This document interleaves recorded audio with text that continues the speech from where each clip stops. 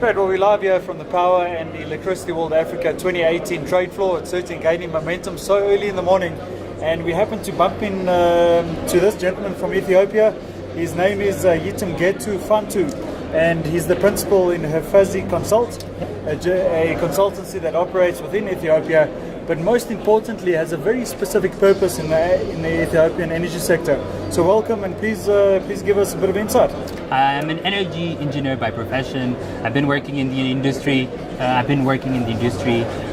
For the past 8 years. Currently, I'm actually advising the Ethiopian Electric Power in terms of how to do better procurements. So Ethiopian Electric Power, to give you an insight, does all the generation and transmission projects within their country. I've been involved closely in that project, but I have an insight on the overall strategy of the country in terms of the energy sector in general. Yeah. So this is very important, and one of the words that you mentioned was procurement. And across the African energy sector, it's always a little bit of a dangerous term because you're never quite sure what that implies. So do you feel that the procurement in Ethiopia is on the basis of a sound energy model for the country and for the region in order to take your people forward, mitigate energy poverty as far as what you can? Is there any truth in that statement? Right now, I would say that things look promising. Things are changing very, very fast. Ethiopia is a country that has a lot of renewable energy resource in general. It has over, if we look at the hydro sector, 45 gigawatt worth of energy can be actually generated within the country. If I show you what is being generated so far, is 3.8 gigawatt. Well, that's very similar to the South African capacity as it stands today. So it's by no means small. It's very big, but at the same time, Ethiopia is strategically placed because it shares borders with Somalia, Djibouti, Eritrea, North Sudan, South Sudan, and Kenya. Okay. So it's very well strategized to actually not only develop these projects, but it has the market to actually export it to these neighboring countries. And the government is putting a lot of projects towards constructing these transmission lines towards these neighboring countries. And this work has been already started. The government has done a lot of work in terms of studying all the sites that can be developed. And at the same time, when we talk about procurement, what is being new now to the country, and what I think it's a game changer, is that the government now knows that it cannot take loans and build these power plants and then expect to pay back. Yep. So they're now opening to the private sector in terms of all the utility scale projects are now being given to independent power producers, which means that private sector can now come in, develop plants, sell the electricity to the government, and then sustain the plant for the next 20 years or so. Well, look, to be completely straight, I think the statement very well positioned is probably an understatement if you consider your geographic positioning. You've got huge opportunity in terms of the evacuation of power. Yeah. But nonetheless, when you talk about the IPP space, the independent power producer space, how do you think that is going to be managed? Because sovereign guarantees are almost a thing of the past on the African continent. How do we kind of bridge the gap between the guarantees that we require on the one side and actually stimulating an IPP market that is true to itself and can remain sustainable once the plants have actually been commissioned? It's a very, very good question. And it's a question that I won't be able to answer straightforward because the experience is not there. The first open tender has actually happened this year only. It's something that the government is looking towards it and building slowly on it, because they're also developing the legislation point of view. So it's a work in process. Yeah, because the new public-private partnership law was just enacted 2 months ago. Imagine, like, all this procurement was done, but there was not even a law that pushes the public and private sector to work together. Exactly. Well, look, that is a very logical approach to it, because if you look at the renewable energy IPP program in South Africa, it can very clearly be stated that we kind of considered the feed-in tariff. We looked at the renewable energy portfolio standard out of the United States. We considered the renewable obligation in the UK.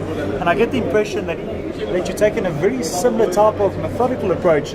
So not to get it wrong, it's kind of a work in action plan and pilot all operating at the same time. Is that fair? That's fair. But another interesting aspect to see is that if you look at the price of electricity in the country, it's $3 cents per kilowatt hour. That's like one of the lowest rates in the whole world. Phenomenal. So you're going to tell me how independent power producers come in and develop a project? It's not going to be worthwhile for them because they cannot sell $3 cents per kilowatt and expect to make money, right? So the government is saying, hey, I can invite these IPPs, but I'm going to concentrate on these, especially these big projects. I'm going to concentrate on selling it to the neighboring countries because I can sell it for $12, $13 cents and buy it for 6, 7 So a revenue cents. stream It's already for the country. it's a revenue stream for the country, and then of course at the same time while you're preparing to transmit for the neighboring countries, you're actually also supplying for the market that is around the transmission line as well. So I just need to confirm. Sure. Just give me the figure again per kilowatt hour. $3 cents $3 per kilowatt So hour. in essence, from a South African point of view, in the rand, we're looking possibly just over 30 cents. And even if you were to look at the New York Times in 1880, December of 1880, when they were considering the illumination of public areas with street lighting, they were looking at approximately 2.5 cents per square of illuminated area. So we're 100 odd years plus more on down the line. You're saying $3 cents. It's $3 cents, but just to give you an insight as well, if you look at the interested private sector that are interested in the IPP sector, I can tell you that there are people who are willing to sell for $6-7 cents per kilowatt hour in the market. So there is, if they are bidding with that kind of rates, I mean, they will make money out of it at some point. Well, I'm kind of seeing a very interesting public-private type of partnership here, especially for the evacuation of power across your border to the neighboring countries, which could be a very profitable strategy. But nonetheless, that's all very well from a commercial standpoint. Getting to energy poverty, we've got 650 million people across the African continent that live in dire straits, right? They have no access to sufficient healthcare. Education is a direct result of having energy on site and accessible. How do you plan on dealing with that within your context and within your geography? Would this be part and parcel of the solution? Sure. So I'll tell you my point of view and also what is the national policy as well. So there's a lot of work.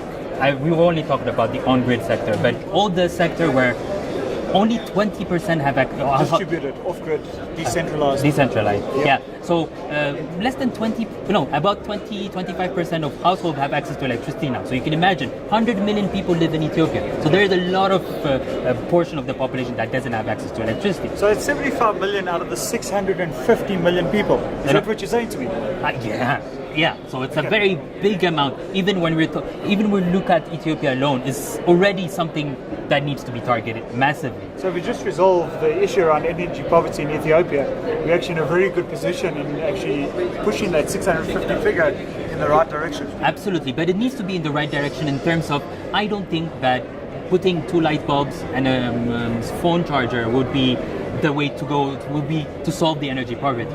It's really, I mean, if you're going to a community that never had access to electricity and you're trying to tell them that this is worth it and you work on the financial models for that they can pay for the system, etc., sometimes they'll say, a light bulb is not something that can be eaten, I would say. Like, it has to be renewable energy applied with potential, how can I say, economic usage. Is that using renewable energy for productive use?